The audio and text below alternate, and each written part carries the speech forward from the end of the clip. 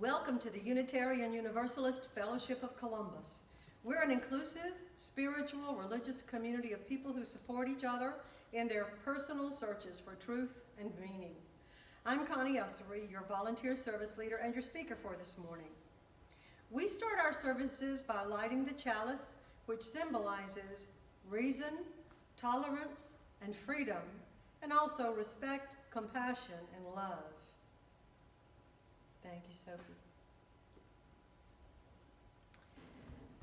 Visitors at home and everywhere, you'll find more information about Unitarian Universalism and our Columbus Fellowship at uucolumbusga.org. Joining our fellowship is easy, but when you do join, we encourage you to contribute your resources, talents, and energy to creating a welcome and vital fellowship. Now for today's announcements. We have the following for you this morning. Bill Harlan, our publicist, says to look for an email from Brenda for information and an invitation regarding the Wednesday night discussion group on Zoom and the Friday noon meeting on Zoom as well. Please start using the UUFCGA@gmail.com. That's a mouthful. It's on the website if you forget it. Our new email that we're trying to transition to now. Our treasurer, Ron, my husband, wants you to know that we have collected $1,553 for last Sunday's Give Away the Plate donation to Feeding the Valley. Money much needed during these times. Our president of UUFC, Hal Majette, is sending us a weekly newsletter in addition to the monthly newsletter that covers everyone's report for committees and events going on at the fellowship. Hal is sending this weekly newsletter just to let everybody know what else is going on around the fellowship and in UU around the country. He wants his members to keep abreast of what's going on with each other, and he invites us all to come over and see what's happening here at the building. If you'd like to pitch in and do some hedge trimming in the meditation garden or trim some low branches across our walking trails out back, you're welcome to come and join him doing that as well. Next week, Rick Spradlin, our lay minister, will be speaking on the topic of hope. We're sometimes called a religion with no creed. However, we do believe in 7 principles.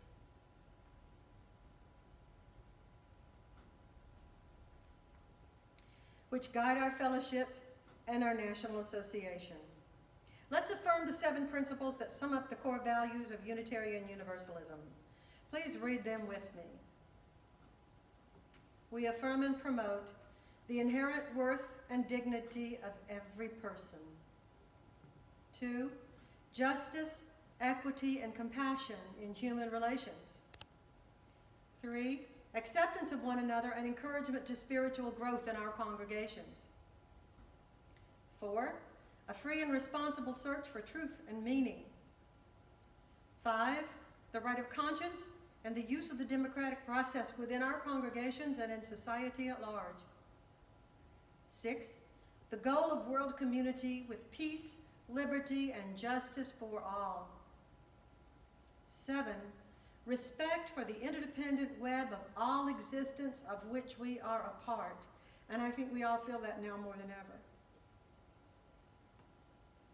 One of the ways we proclaim the vitality of our fellowship is by sharing brief and personal joys and concerns.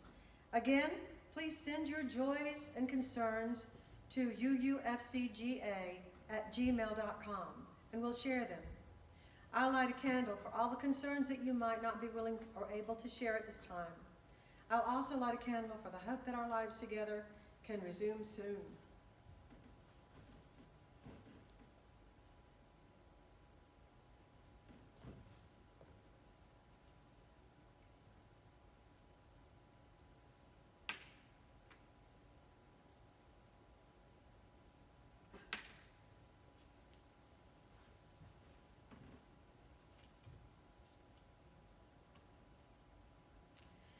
Today's meditation is from Georgia O'Keeffe.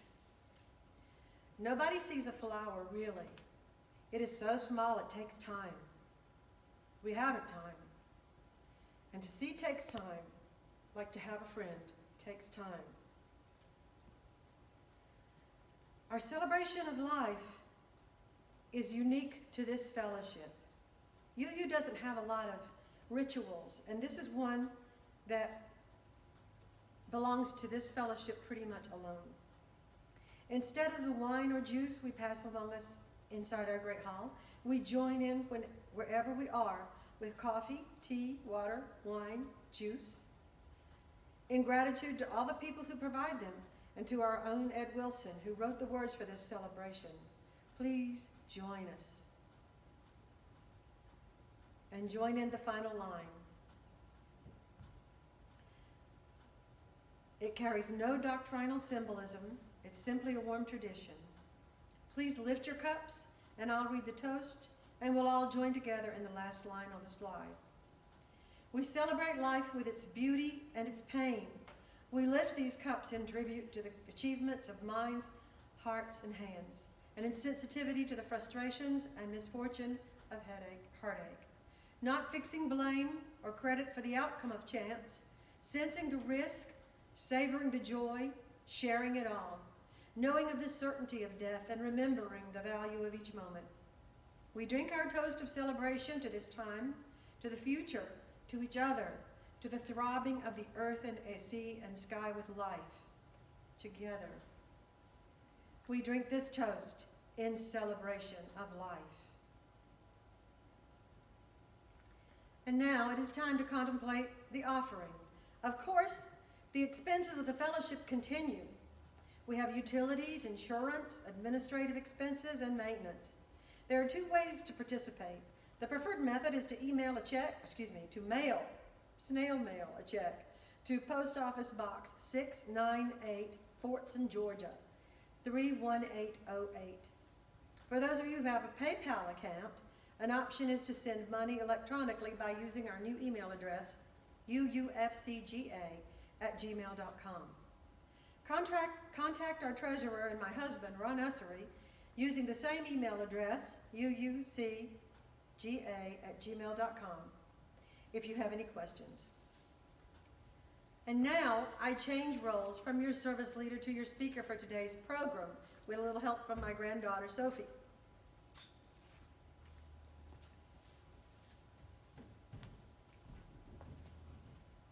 Our speaker today is my grandmother, Connie Ussery, and she has been a member of this fellowship since 2001.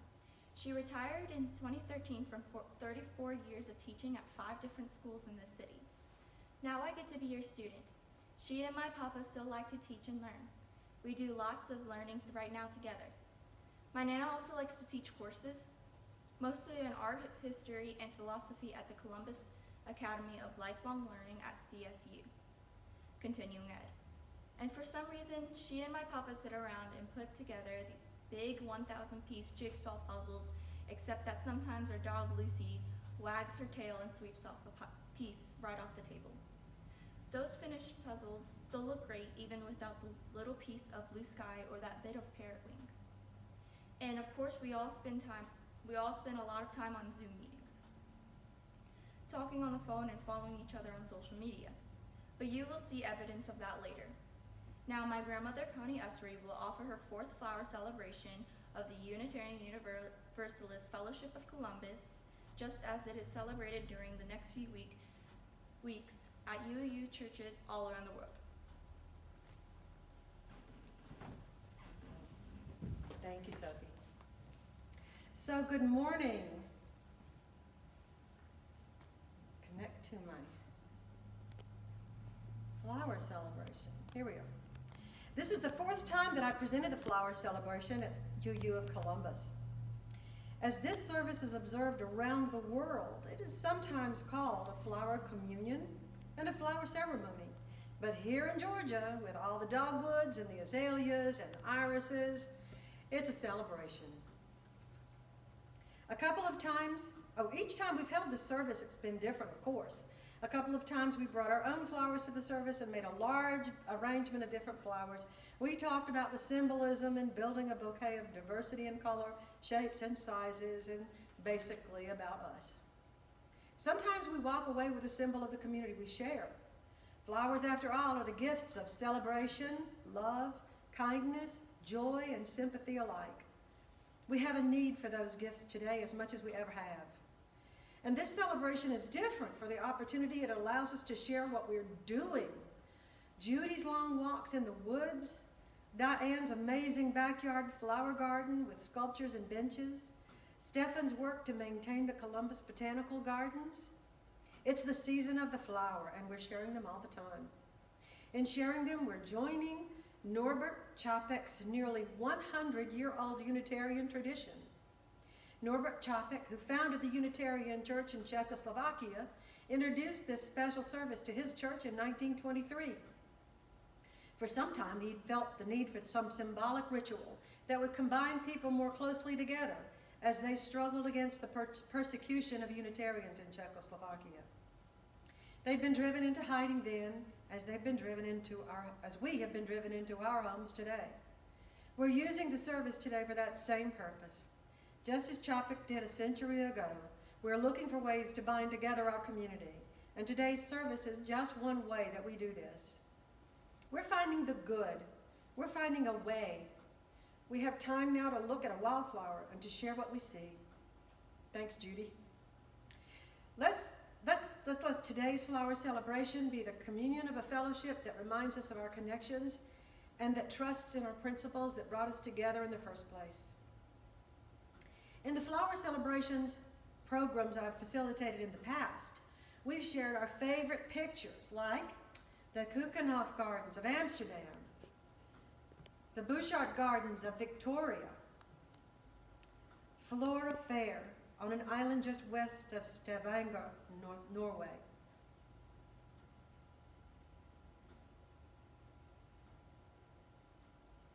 Tokyo's cherry blossom parks, whose seedlings have spread to the great cities around the world.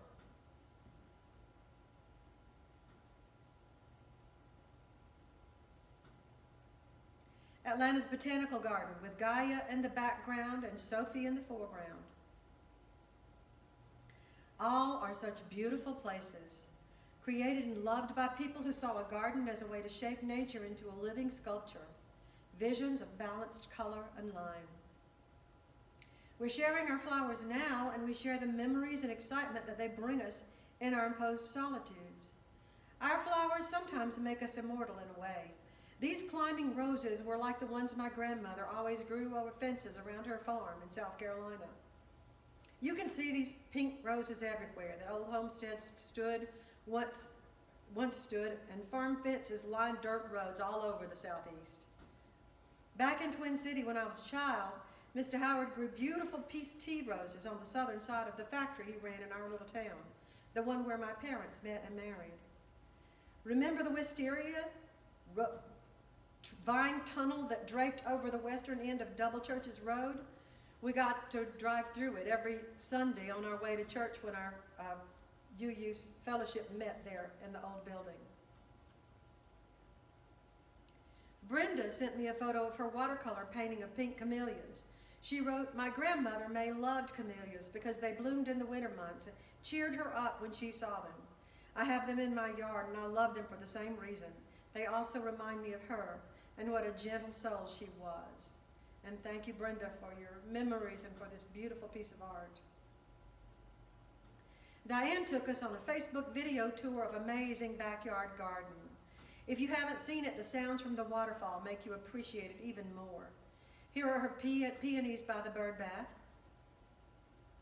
Here is the cypress swing she ordered handmade from a craftsman in Mississippi who encouraged her to add a quote to carve into the back. She chose, "Nature restoreth my soul." Dixie offered this picture on Facebook as proof of her photography skills, as well as the immortality through living gifts from friends like hers, named Nell, who passed away over 20 years ago, but left her an African violet to remember her by.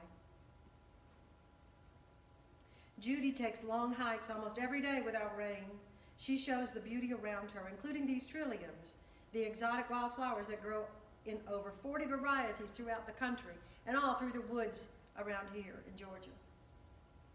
Then there's my friend Carol Taylor, who moved away from Columbus a few years ago to become a children's author in Blue Ridge. This is a picture of the iris and of the sweet shrub that she found in the woods on a walk. And the iris was one she took with her to Blue Ridge, and it bloomed finally this year. Her books are about children connecting with nature.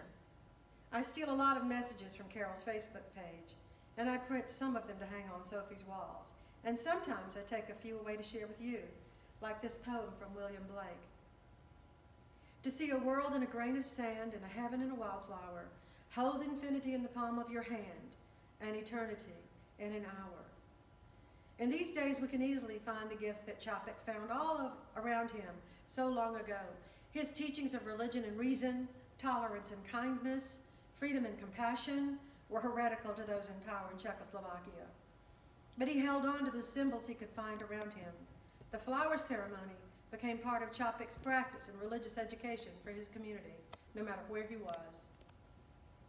His was a sun-drenched pre-Holocaust faith, one that sustained thousands of his compatriots during the darkness of Nazi occupation. He shared the joy of life in its darkest hour by sharing the memories of flowers common to his native countryside, growing through fences and along trails around Dachau concentration camp where he finally died. So let's take the flower ceremony with us into the world from here.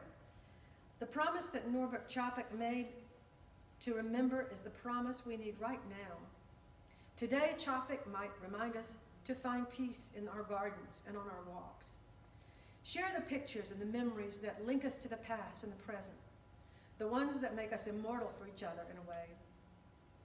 And remember the flower ceremony and the Unitarian minister who wanted us to cherish life and beauty in every circumstance.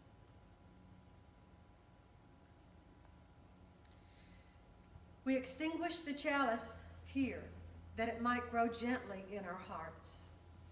May it light your path as you leave this place. And would everyone please rise in body or spirit for the closing words.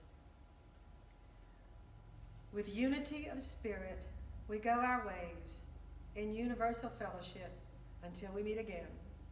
Thank you.